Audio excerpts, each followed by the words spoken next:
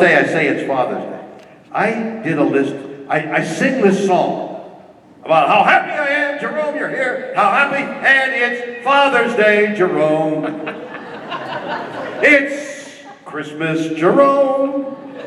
It's anything you want it to be. I did 1,000 names and 500 holidays, besides which the song. So if you order a Christmas card from me with your wife's name, who's Lucy, right? Of course, yes.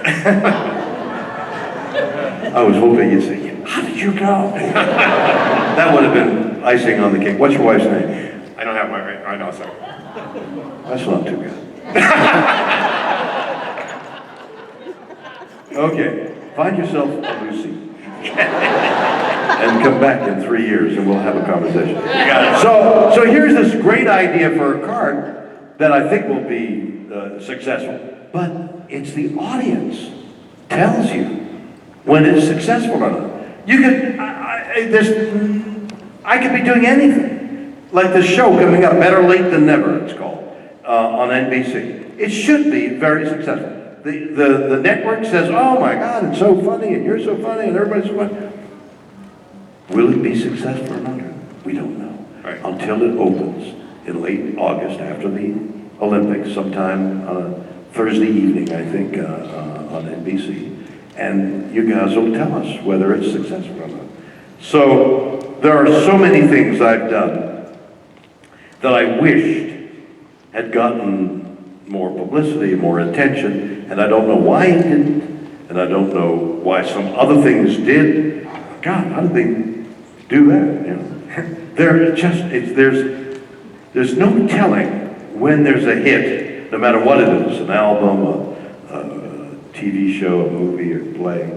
You don't really know until the audience appears and says, we like this, it's a success. Yes. Thank you. You're so welcome. Next question. Next question. Hello, Captain. I was wondering, after 50 years of Star Trek and how many changes it's gone through, Yes. I was wondering how you see it looking in another 50 years. I'll be looking up like To us, everybody else. through sightless eyes, like, hey, boy, I hope they do another 50 years. What do I see in another 50 years? Well, let me tell you why I think Star Trek and science fiction has remained as popular as it has. 2,300 years ago, the Greeks, in all their majesty and their creativity, would find these large bones on the ground, underground. They'd dig and they'd find. We now know they were dinosaur bones, but they didn't know.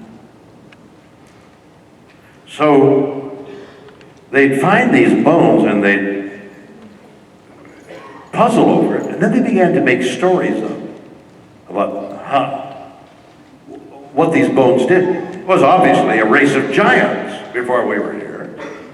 And they must have fought the gods on Mount Olympus. So there were giants and Olympic gods, and there were demigods, these giants. And mankind had to have a hand in there somewhere. So there was this mythological stories of gods and giants, because there was no other explanation for the Greeks to these large bones.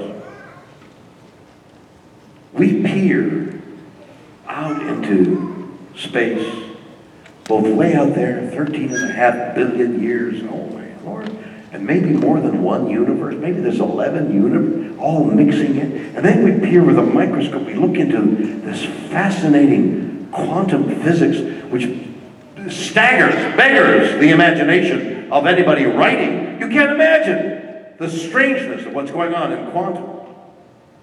We're surrounded by the most mysterious, oblique, unfathomable science or laws or whatever they are.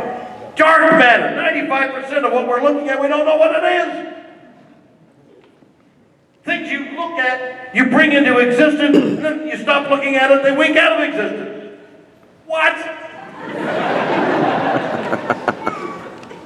It's so weird that we invent stories to explain it. It's not an explanation, any more than the race of giants was with the bones. But science fiction writers and Star Trek wrote stories trying to explain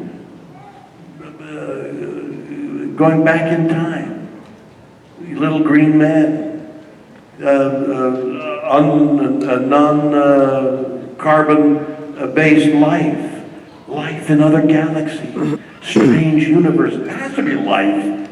There's life here, and you see billions of possibilities. Just mathematically, there has to be life. And we're only 4.5 billion years old. There's life out there.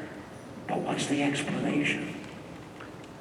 Star Trek tries, in that mythological way, to explain a small portion of it. And we all gather around the fire and listen to these stories and say, yeah, that could be possible. What we're doing right now is we're explaining the bones. You take it on faith, you take it on with your imagination. But it's possible. Thank you.